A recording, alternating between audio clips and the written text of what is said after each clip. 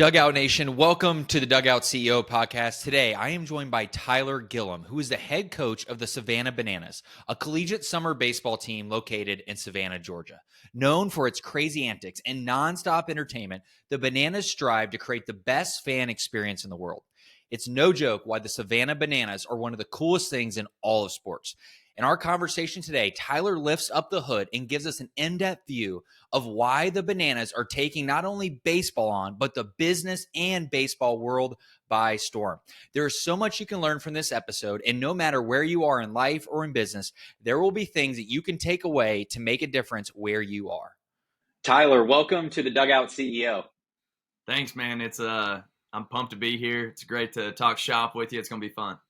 Yeah, it seems like from the outside looking in, and I want to hear from you, you have one of the coolest jobs in all of sports. And I want to see if that's a reality because, everything on the outside seems one way, but when you get down into it, it could be a little different. So I'm excited because I'm a huge fan of the Savannah Bananas. I've watched it on TV. I got subscribed to all your social media channels, and you're a star of the show. So thanks for being here. Yeah, I'm pumped to be here, man. This is great. What we're doing is a dream, to be honest with you. We do a party plaza after games sometimes, every time actually, after every game, and we meet a lot of fans. And I had a fan come up to me early in the tour, and she said, "Is this your full-time job?" And I'm like, "Absolutely it is." And she said, "Wow, that's unbelievable. How amazing is it to come to work every day? You go to the ball field and you have fun and you bring happiness and joy to people." And that's what we're doing. This is great. So it feels like you're peaking now. Like you're, the man leading the charge here on the field. I peaked in high school. So I like to talk about how great I was in all things in high school. Now, you were pretty decent in high school too. Is it true? 4 state championships as a player. Is that right?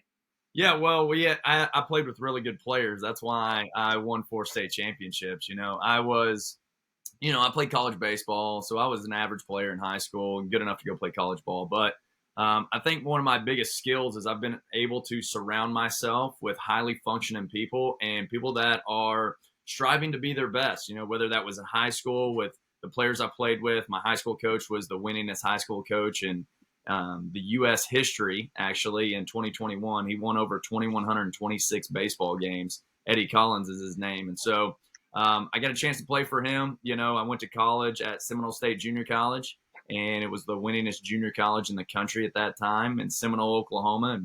And, I got to be surrounded by great people then.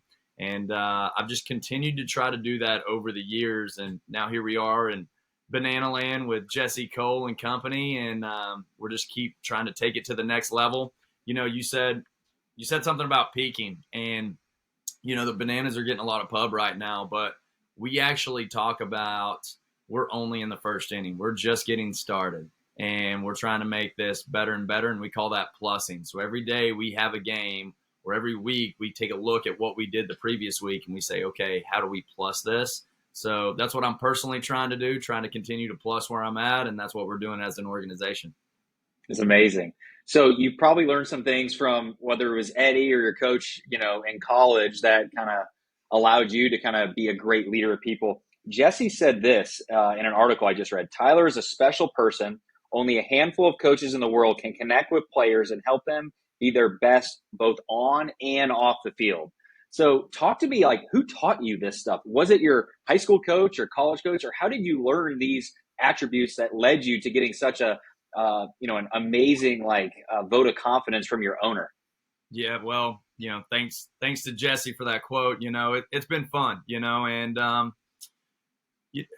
along the way, man, I've learned it from tons of people. You start at an early age. Looking at my grandparents, my grandpa was in business. He was in realty, and he has a lot of rental homes, and they're not the big lavish homes. They're some on the lower level of homes. And I watched him over the years take care of people, first and foremost. They're very religious. 10% of the money they made every single year went back to giving it away to somebody, whether that was to the church or whether that was to somebody else in the community. So I watched them give. My grandma actually built a church camp in Kenya, Africa. She did that for 25 years. But I watched them firsthand, give money to homeless people and try to give back and try to just take care of the family, take care of the organization, take care of, the neighborhood. And so I think it started there, and it was them leading by example. Watching my dad go to work every single day. My dad was a bull rider and, worked on the ranch a lot. And so seeing him, show up every single day and go to work and be hard nosed and, get hurt, but show up every morning and go to work, And so that piece was huge. Growing up, I had a cousin named Chris Offord, and he was the one that got me into baseball. And he played at Latta High School, the same high school I played at, in 1992 through 1996. And at that time, I was like 8 to 10 years old. And I watched those guys win 4 state championships. And so I just grew up around him like, hey, man, I want to be that dude. I watched him get cleated in the face one time, right? He got cleated accidentally in the face in a high school game and opened him up. There's blood everywhere. And he told the athletic trainer just like, hey, butterfly stitch me and let me go out there. And so like, I have a lot of these kind of mentors or people that I'm surrounded by that was all about hard work and toughness and, playing to win and working to win. And so I got a lot of that from Chris Offord, and watching them win 4 state championships. And those guys also creating never forget moments for me. So in Banana Land, we talk about creating never forget moments for fans every single game. And I remember one of my never forget moments as a young, 8-year-old little baseball player playing coach pitch baseball is I was standing on the fence next to the Latta dugout and the high school team's playing. And one of the guys that was on deck, one of the players that was on deck, he's swinging. And, I'm just kind of giddy-eyed and watching these guys. And these guys were like, bigger than life to me. And the guy on deck took his batting gloves off. He handed them to me through the fence, and he was like, here, Gillum, you can keep these. These are yours now. And I was so jacked up. And the funny thing is that was on pitcher day for our coach pitch team, right? And so we were taking pictures on the Little League field, like, 100 yards away from the high school field. And so I put these batting gloves on in coach pitch, in my coach pitch pitcher. And these batting gloves, they're like 4 sizes too big. And so I'm standing in my pitcher, and these batting gloves are so big on me. I look goofy. But that was one of those things like, hey, he created a never forget moment for me by just giving me something that he has. And, we do that in Banana Land, whether that's with a baseball or, we have a lot of bracelets that we're giving away and we trade with kids, or it's a hat, or, some of our players not just give away their signature. They have players or they have kids sign their jerseys that are our actual game jerseys, So trying to create those never forget moments is part of who I was, but that started with our high school team. And then you get into high school, man, and you play for Eddie Collins. And at that time, I didn't know how lucky I was to play for somebody that was, so good at coaching baseball, but coaching the game of life. And he really steered me in the same in a way that took me down this path to coach baseball and gave me an opportunity to really thrive as much as I possibly could. And he pushed me to be a better human and a better baseball player. And I owe so much to him. I say Coach Collins is my hero. So I learned a lot from him. Show up every day, work hard. It doesn't matter who's in that other dugout. He used to say it doesn't matter if the New York Yankees are in that other dugout. They put their pants on just like you do. So get out there, compete. You never know what happens in the game of baseball, And so we've always played this, chip on your shoulder, us against the world, compete against anybody and everybody kind of type of thing. So, I could keep going, but those are some of those ones that have really stuck out and helped me grow over time. So learning those things from, Coach Collins and, all these other people that you've associated yourself with, like, what's your style? Like, did you have to hey, let me learn this from this person and this from this person? Do you have a style? Do you have a strategy? Like, how do you go and build culture and get buy-in and create these never forget moments? Well, a lot of people say I'm a player's coach. I think basically that means is that just trying to get to know the players, who they are as people. We have a meeting every year, starting when we were a summer collegiate team, and I'd meet with coaching staff, and we would say, okay, the first 2 weeks, none of these players personally know who we are. So it doesn't matter what we know if they don't know that we care about them. So if you start off just trying to talk about hitting mechanics or pitching mechanics, they don't trust us yet, right? They don't know who we are. So the first thing that we do is like the first 2 weeks, I want you guys as a group, us as a group, coaching staff, we are going to figure out who their family is, where they're from, what they like to eat, what their favorite snack is, what their favorite restaurant is. I want to know if they have a girlfriend, any of these things that really associate with just breaking down the ice, basically breaking down who these people are and what their personal, what their life has been up till the age of 18, 19, 20, 21. They've had a ton of experiences. And so you really need to figure out who they are and why they act the way they do and what they really care about. And if you figure out all of those little intricacies, then you can really start coaching the player. There's a quote back in the day, I think it goes, why do you love some of the teachers or coaches that you've had? And the saying's because they loved you first. And so if you can figure out how to love those guys first and get to know them, then you can break open that box of tricks and talk about mechanics and drills and all of those things. And it's just about creating trust. Seems hard, right? Because I'm like, I love it in theory, but in action, how do you do it? So an example would be the school I went to. They just got a brand new coach. They have a coaching staff of like 1.5. It's a small NAIA coach. They have no budget. They have 30 something players. He's a first year coach going into this program. Or let's use an example of a new business owner. They just buy a new company in there, or a new person just got promoted to chief operating officer and they have 18 direct reports or 6 direct reports or whatever. Like, how do you actually go and take the time to get to know everybody and figure out what life was like and all these things when you're like, we got to win a ball game, because if we don't win a ball game, like, I'm out of here. Or we got to fix this business because if we don't drive revenue or minimize expenses, like, I'm going to be out of here. How do you balance that kind of tension? Yeah, well, first it's people over profits, and so, or people over wins, however you want to put that. If you're in the business world, you got to take care of your people. Our LLC name with the Bananas is Fans First Entertainment. So everything that we do filters through the question, is this fans first? And if it's not fans first, we don't do it. So like in 2022 or in 2020, we got rid of all of our advertising. There's no advertising at our stadium. People don't like to be sold to. They want to come have an experience at a ball game. We try to do everything from, you think about tickets. When you buy tickets to go to a concert or something and you go through, any of these other places to buy tickets, you have to pay for fees, and there's all these hidden fees that go into it. We don't do that with our tickets. Our tickets are $25 flat rate, and that's what you pay. There's no hidden fees. Same way with our merch. If you buy merch from us, we take care of your taxes and we take care of your shipping. So we actually pay millions of dollars every single year on taxes and shipping. It is outrageous how much money that we actually pay for taxes and shipping. But it's all about being fans first. And if you take care of the people, right, then they'll take care of your business or your team. And so if you're going into this new organization, what I've watched a lot of people do is, 1, introduce themselves, 2, let them know, like, hey, this is my story and this is our new vision and mission of where we're going. And this is how we're going to get there. But the first thing is about understanding who the people are and the journey that they've been on already, right? So they had a previous coach, or they had a previous, president or owner, or whatever it is. I watched our president at South Mountain Community College back in 2011 when she got the president's job.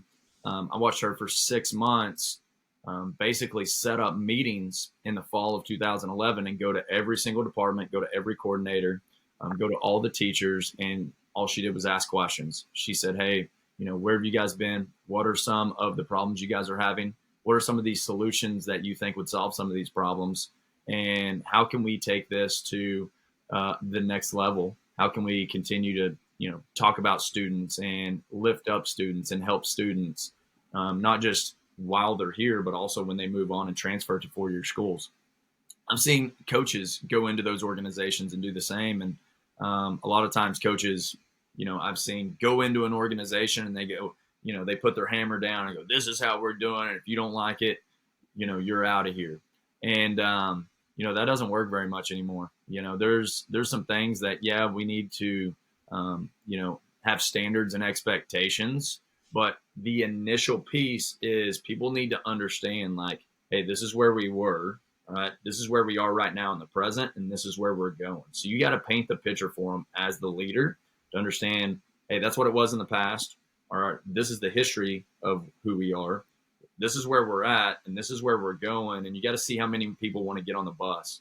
There's a book called Energy Bus by John Gordon. I read it probably about 6-7 years ago. It's one of my favorite books. And it talks about trying to get your people on the bus to take the journey with you. And a lot of times you do that by those one-on-one interviews, or not interviews, just conversations. In the baseball world, you know where those happen? Those happen in the locker room when you're just hanging out. It's not scripted. You're not asking people to come into the office and have a one-on-one conversation. You're just hanging out, cleaning up the locker room, and they're in there. And, hey, man, what's going on? You got a girlfriend? You got, you guys eating, after this? Where are you going to eat at? What's your favorite place to eat at? And that's how those conversations start. They happen in the cages a lot of times.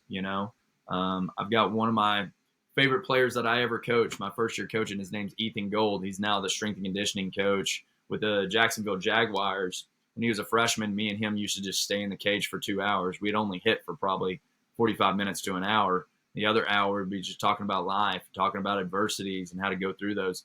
That's how you create those relationships. And I think that's how everybody should do it in the organization. There's a lot of other little details with that. And I think one of the biggest ones that somebody can take is giving shout outs and celebrating people that are already doing great things, lifting people up. And in Banana Land, we give shout outs every single day. We do that, and we give that to, let's say, our entire team. Like before, I'll give you an example. This weekend we were in Des Moines, Iowa playing. We got back on Sunday. All right, today is Monday, and Tuesday we're going to have a practice. So we're going to start with a team meeting, right? And we'll start with giving some shout outs to some great things that happened this weekend. One of those great things is we hit 500 trick plays, right? And so we'll shout out some of the people that have made awesome trick plays this week, but also it's about creating those never forget moments. Who are some of those people that created never forget moments, right? And we'll give those shout outs too as well. And the reason why we give those shout outs is because our games are so big and there's so many people that play a role in making Banana Land what it is. And some of us don't get to see some of those cool things that happen because we're all doing so much. And to be able to lift up and tell those stories, I think is really important. Stories are the key to motivation. So if we're able to tell more stories about this is what we want our organization to be, and we give it shout outs with those stories, other people will want shout outs in the organization, and then they'll know and they'll have a picture to go back to and say, hey, that's what I need to be doing in the organization. I need to create these never forget moments just like somebody else did. And then it's just kind of like a flywheel. We just keep it going. So, it feels like there's like a method behind the madness that you see. Like madness is goodness, right? It's really awesome what you're doing. But is there like a system or a process or boxes you check to make sure you're doing all these things? Or is it's just who you are and it just happens? Or is it the people? Like, how do you take this thing that you're saying and actually making that vision happen? Because it sounds great in theory, but it's like executing this in the business or executing this for if I wanted to go create the Savannah Bananas of the West and create my own team and call it the whatever team, what's the magic here? Well, showing up every single day, you see it starts at the top, right? And you got to lead by example. Number one, Jesse and Emily Cole, they're our owners. Jesse's had this vision for a long time, and this vision that he's had, he's stuck with it. He's one of the most disciplined people I've ever seen. He wakes up every morning, he runs 4 or 5 miles, and he writes 10 ideas every single day. And then he starts echoing those ideas throughout the organization, and he shows up and he's in the trenches every single day. We're doing idea paloozas. He's talking with players. He's talking with coaches. He's talking with front office staff. He's talking with our creative team. And he just talks the vision every day. And he encourages people to step outside of the box and do things that are unique. He gives freedom to people to act on this uniqueness, right? Because a lot of times in big organizations, any organization, they're scared to act because they're scared to get in trouble, where we break down all of those walls, right? And so creating some of this vision, it takes great people. And we've got some great players and great people within our front office, right? So you got to hire good people, and then you got to talk the vision. We have banana orientation.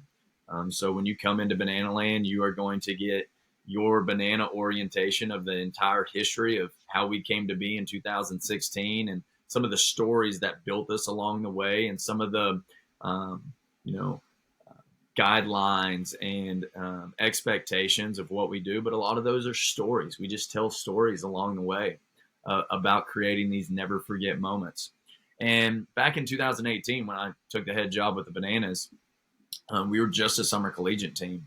And at that time, we were trying to figure out how we can entertain better than any other team in sports. And what we started figuring out is we needed to figure out how to connect with people. That's the number one. How do we connect with every fan that comes to the game? And so we created a saying called H3. So H3 starts when we open the gates at 5:30. If you come to our game, they're all general admission tickets, and you get in Savannah, it's all you can eat. So it's hot dogs, hamburgers, popcorn, soda, water, right? So we create this environment so you can pay $25 a ticket. You come in, you get all you can eat, then it's open seating. All right. When we first go out front, we have thousands of people in line to get tickets because they want to be the first to go find their seat, right? So we welcome everybody. All right. We call that the greeting. So we do a banana march. We go outside, we high five everybody. So we have a saying called H3. Every time you see a fan, you got to high five, hug, or give a handshake. All right. So that's that personal connection right away. When people feel personal connection, they like, hey, this is welcoming. It's an icebreaker. And they're like, man, I'm part of this thing, right? I know the players. I know the coaches. I know Jesse Cole, right? The owner. They're meeting all of us. So we break down the wall between player and fan. And I don't think any other team in sports and professional sports is able to really do that because of some of the guidelines that they have. So we break that wall down. The other thing is after games, we have a party plaza. So after games, probably 3-4 minutes after the game, we go out in front and we de-greet everybody and say, hey, thanks for coming to the game. We hang out with them. We have the band playing. We have the DJ playing. We have dances that we do. We have our traditional Hey Baby dance that we do, and we take pictures and autographs. All right. And so it's all about connecting. It really is. During the game, we're connecting the entire time. And so I think that's the thing that probably we do better than anybody is we break down the wall between player and fan. But it starts at the top. Jesse Cole, Emily Cole, being in the trenches. I'll give you two stories. Jesse, everybody, there's a lot of people that'll call me and they'll say, hey, how do we do what you guys do? And I say, well, one, you got to figure out how to find a guy in a yellow tux that shows up every single day. And this is his absolute dream. Majority of owners in sports, they made money in other areas. And then their hobby was to buy a sports team. And so they kind of set up in the box. You don't see them very often. And everybody else kind of runs the show. That's Tyler, real quick. That's not different than a lot of other businesses too, yes. Right? A lot of other business owners, small business owners, they don't show up. They're actually trying to make money in their business, whether it's a $3 million business or a $10 million business or what, but like they're not there showing up. Yeah. So it's not just sports. It's just, it feels like that in general. So jump back into Jesse, but I think everybody knows that. Like if you're an owner of a $2 million business, like there's so many things I think you can learn here to say, like just show up and wear your version of the yellow tux. Please get back into that story though. I think that was really good. Yeah, you hit that on the head, Casey, man. It's, and everybody, is successful in their own ways, right? This is just how we do it. And the reason why is because this is Jesse's dream, right? And so creating the Bananas and creating the greatest show in sports is what he wants to do every day. So I think that's an important piece is like, this is what he loves to do. When he shows up, he starts speaking vision. He starts coming up with ideas. He starts figuring out how to plus what we're doing. And then you got Emily Cole, and she's behind the scenes. And I say she's the heartbeat of the Bananas.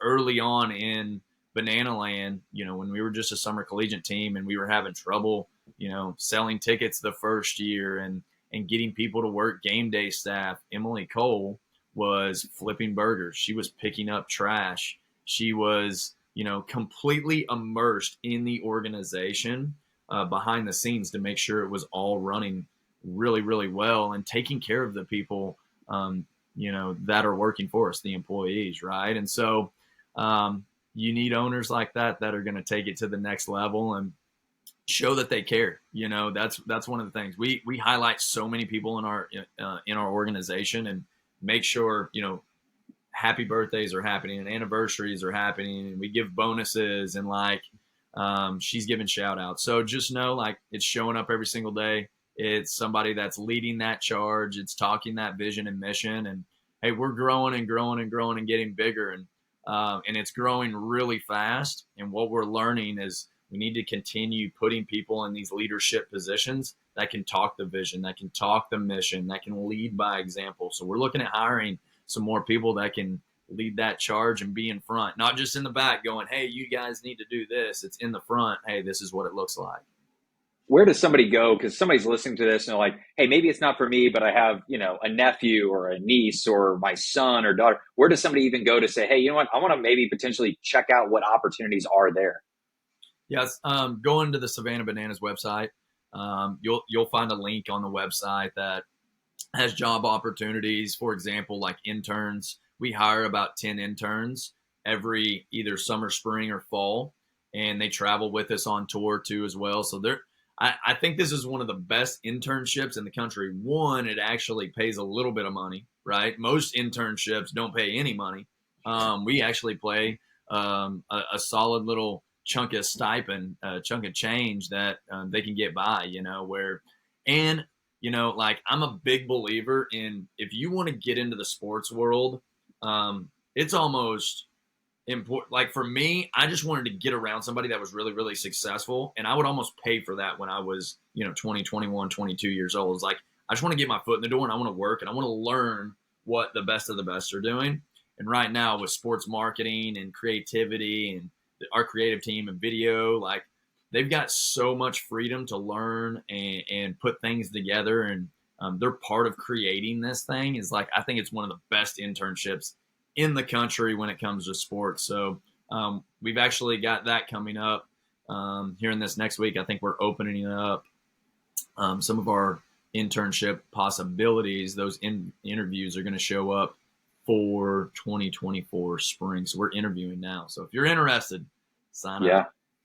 So let's talk about you and your role as the coach.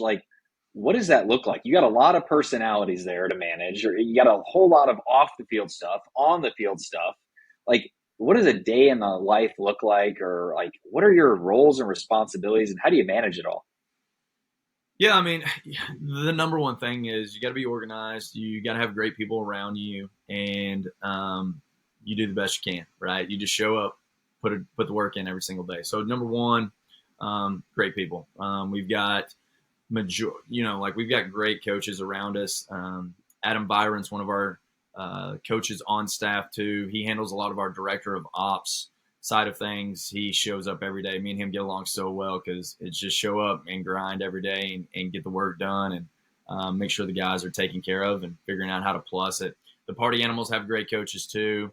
Mike Vivacis, we call him Vava, and then Sam Claycamp. They're both player coaches, and they both have their roles. Mike Vivacis does some of our strength and conditioning, and then Sam Claycamp helps out with a lot of the player development side of things. And then working close with Jesse Cole and our director of entertainment, Zach Frangelo. So Zach is phenomenal of coming up with what it looks like in the game on the entertainment side. He comes up with a script, and then I plug all the players into the script. So me and him are working really close on bringing the show to life. And behind the scenes, Zach has a big creative team of people that work on the entertainment side, but also our video team and a lot of people inside the organization and the players come up with the ideas of what's going to happen in the game. We have run celebrations, we have double celebrations, we have hit by pitch celebrations, we have pitchers dances. So ideas keep us alive, and that's part of who we are. So everybody in the organizations comes up with ideas.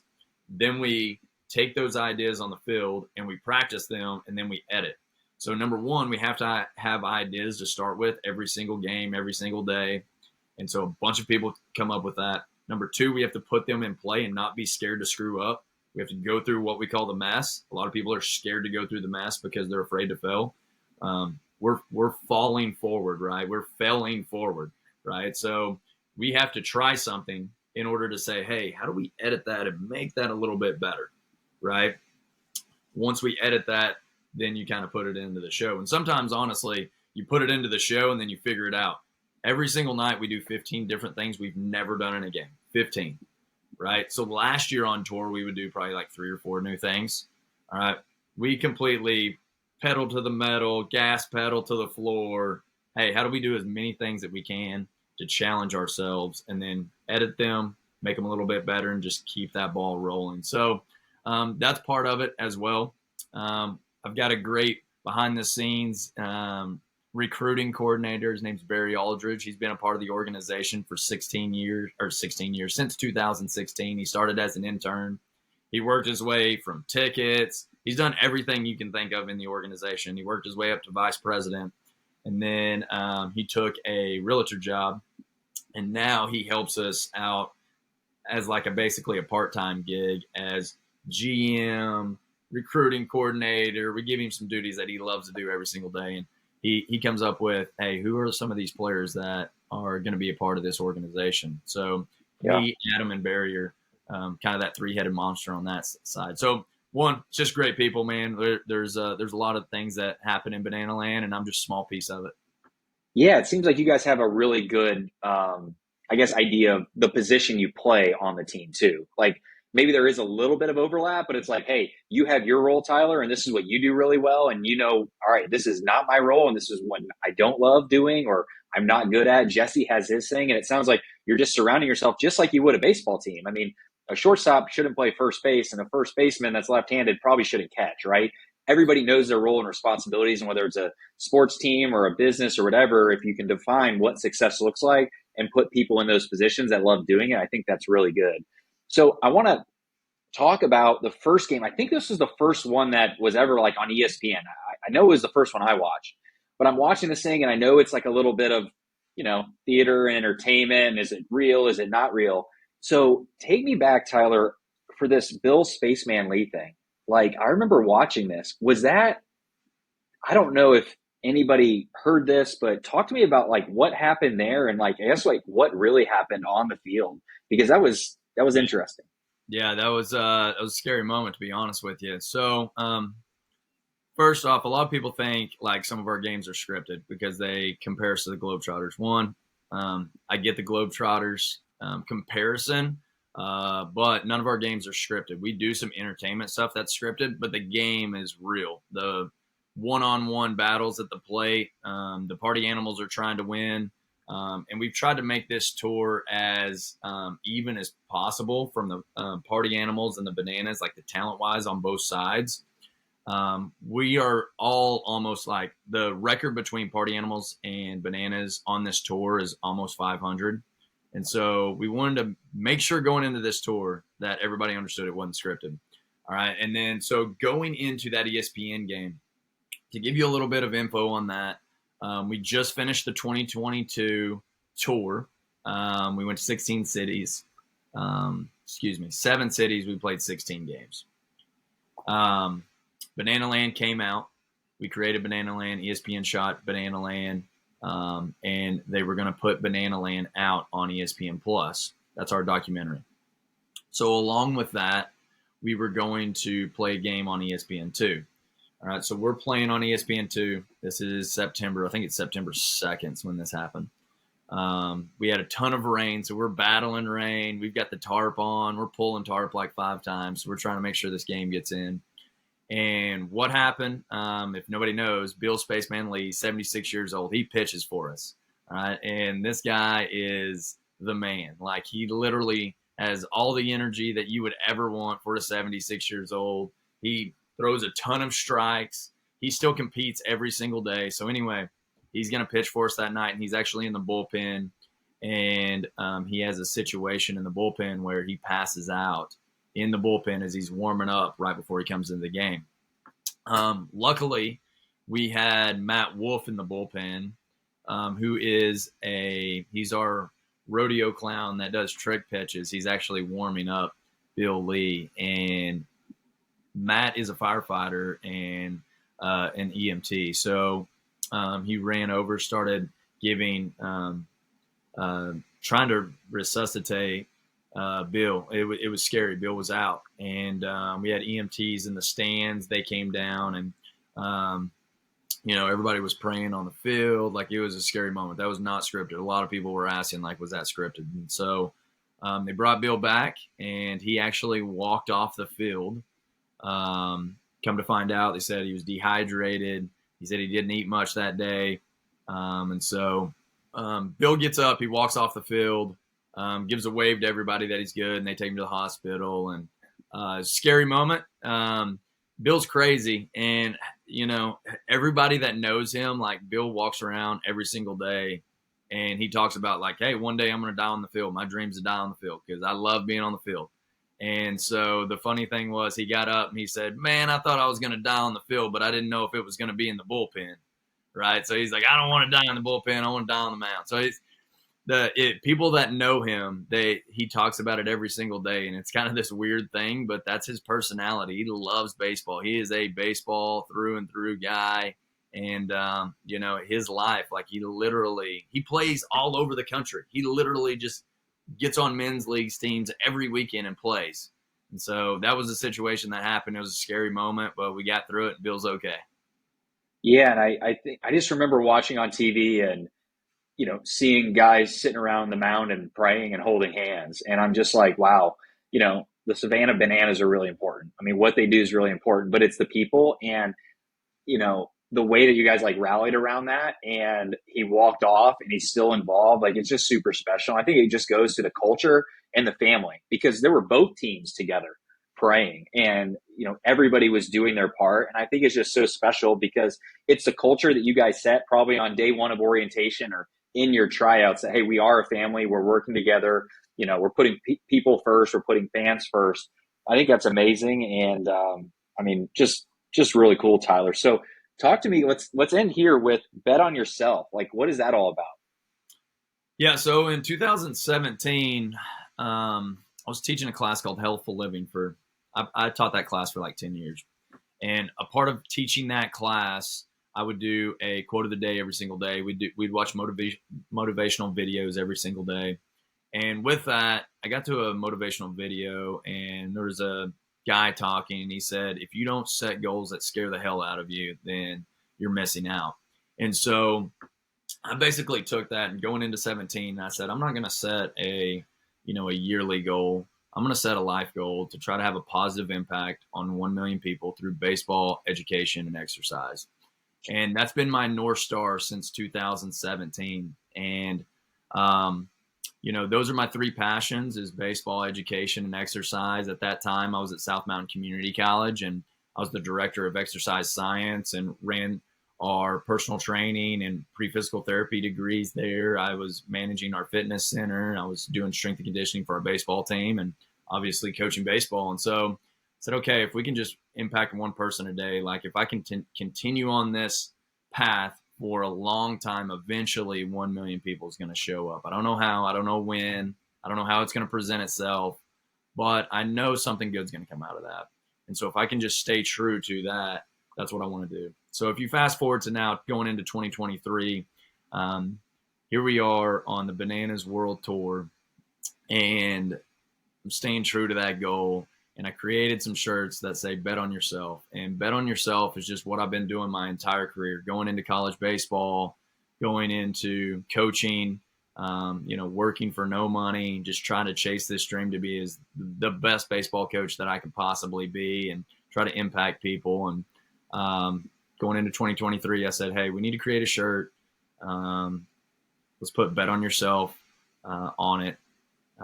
On Twitter, I've got a story, basically my whole coaching story about betting on yourself. And we'll try to raise money to buy baseball gloves for kids on tour. And so we've got this Bet on Yourself shirt. It's $30. and all the money proceeds are going to baseball gloves for kids on tour. And it's just another flywheel of trying to give back, trying to impact more people. And if we keep making an impact on more people, we'll make this place a better world. And that's what the bet on yourself is, man. Just love what you're doing, believe in yourself. If you don't believe in yourself, nobody else is going to, and chase your dreams and love what you do every single day. And that's what it is. This is awesome, Tyler. Well, I'm going to go, unfortunately, have to buy a medium. I like to pretend I'm a large, but I'm not. I'm a medium. So where would I go to get my medium shirt? Yeah, so you can go on my Instagram. I have a link on my Instagram that you can click on, fill out a form. You can Venmo or Zelle me $30. From there, my cousin, the one that got me into baseball, is the one that makes the shirts in Ada, Oklahoma. So it's full circle. If it wasn't for him, I wouldn't be playing baseball, and I wouldn't play baseball, and I wouldn't be coaching. And so he makes the shirts, and the shirts come from his T-shirt shop in Ada, Oklahoma. So I'll send you a shirt if you want it shipped to you. Awesome, Tyler. Well, good job. Great work. Keep up the good work, and appreciate what you're doing over there. And thanks for being a guest on the Dugout CEO. Appreciate you, Casey, man. This was awesome. Great to talk shop with you, man. And let's do it again sometime. We'll do it. All right, brother. Tyler Gillum, wow, what an unforgettable episode with Tyler. A major wow moment for me. It's no wonder why he has been such a proven winner both on and off the field. Here are the big 3 takeaways that I learned from my time with Tyler. Number 1, you never know who's watching. Make sure you're always learning as well. Tyler, he shared stories from his grandma, his family, his high school coach, his college coach that helped him make him into the person he is today. And remember, folks, people are watching you. They're watching what you do. They're watching what you say. They're watching how you act. Good or bad, you are making an impact on those around you. And make wow moments. The teams you lead, the customers you have, the people that are around you. What can you do today to create a wow moment to make the lives of those around you better? People don't care about what you know until they know how much you care. Create the right culture of enlightening the lives of others and make life fun. And number 3, positively impact all. It's been proven that positive encouragement and motivation outweighs negative. After each game, meeting, whatever it is you do, shoot, at the end of each day, look back at what went right, what worked, and celebrate it. Call out others for what they did, tell them they do a great job, and celebrate it, because whatever gets celebrated gets repeated. Catch people doing something right and tell them they're doing a great job. Cut the negativity and be positive.